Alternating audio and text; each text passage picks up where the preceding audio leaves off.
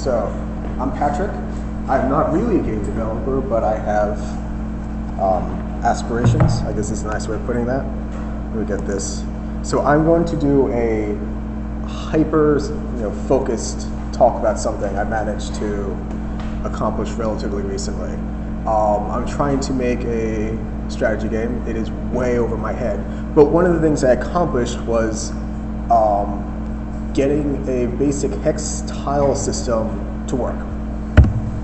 What are hex tiles? Well, if anybody who's played Civilization or knows of Civilization, you know what a tile map at least is. Civilization has shifted from squares to diamonds to now hexes. And the reason that's a big deal is like square and a diamond is 4-sided object, hexes are 6. There's a reason Civ moved to 6-sided. Anyway, tiles, when used in a map in a strategy game, break up a map into discrete sections, as I've written, that allow you to simulate something a little more easily. Tiles only work when they're consistent and they connect with their neighbors. Having tiles just hang out doesn't work. And to do that, you really need a coordinate system. When you have a square, you have a very simple coordinate system that most people will understand.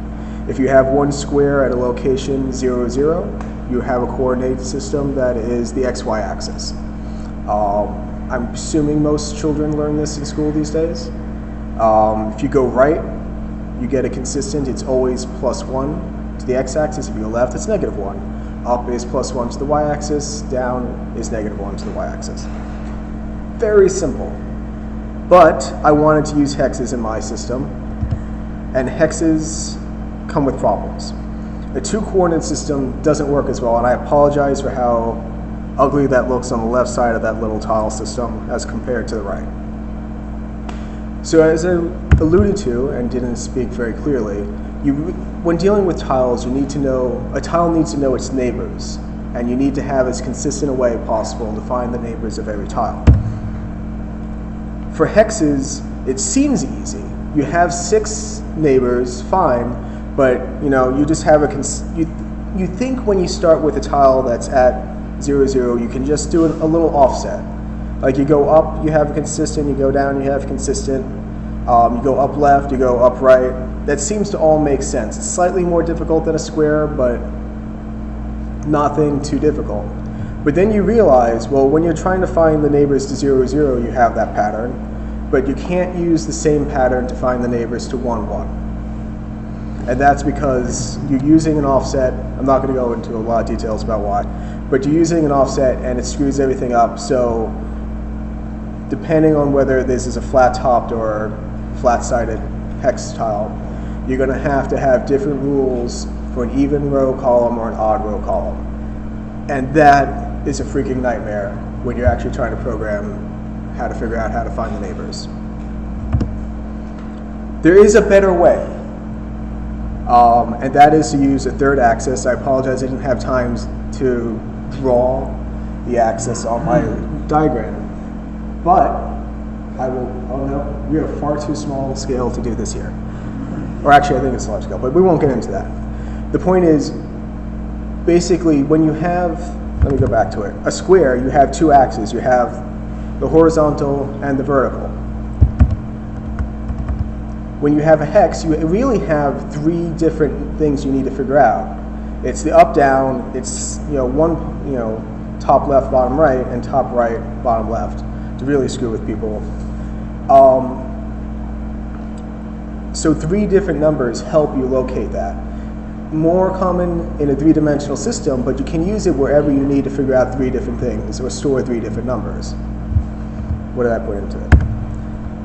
So here, if you start looking, you see 0, 0, 0, and this is more conceptually difficult, but it's always going to be consistent. It's always the same rule. No matter what tile, what column, or what row you are, you will always have the same rule to find the tile to the top left, to the bottom left, to the bottom right, and top right.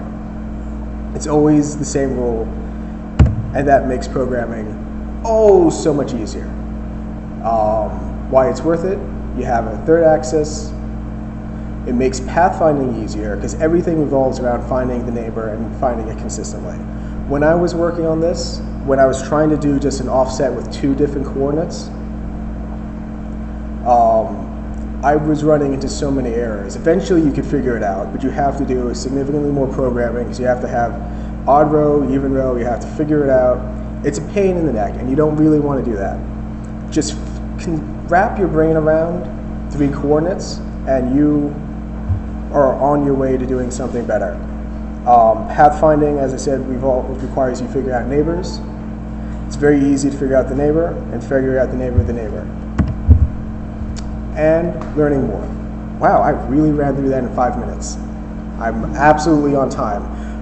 The learning more was going to be much longer. I had a very long list, and then I found the link to the top link, to the top website. This is an amazing website. It's everything, literally everything you need to know about hex tiles and how to do them. And when I say this website is amazing, it explains to why it's a bad idea to use the first system with just 2 coordinates, the XY. Here, you get to understand the 3-axis system. Isn't that amazing? I should have just linked to this website. That should have been my But I wanted to demonstrate how much, how important the 3 is and how you learn about it. This website, very important. Use it if you're trying to do your own hex tile system. Why you would do your own hex tile system, I don't know, but I was stupid enough to do it, so somebody else might be. The other thing I wanted to point out is mapeditor.org is the website for Tiled. Very good, though still in progress, editor for creating tiled-based maps. We'll just go to it. It's really was meant for squares, but they recently moved towards hexes as well. And I find it very useful. There is a way of porting stuff into Unity from Tiled. It's not always the easiest, but it's getting better. And that's it. I really ran through that. I wanted to. Any questions?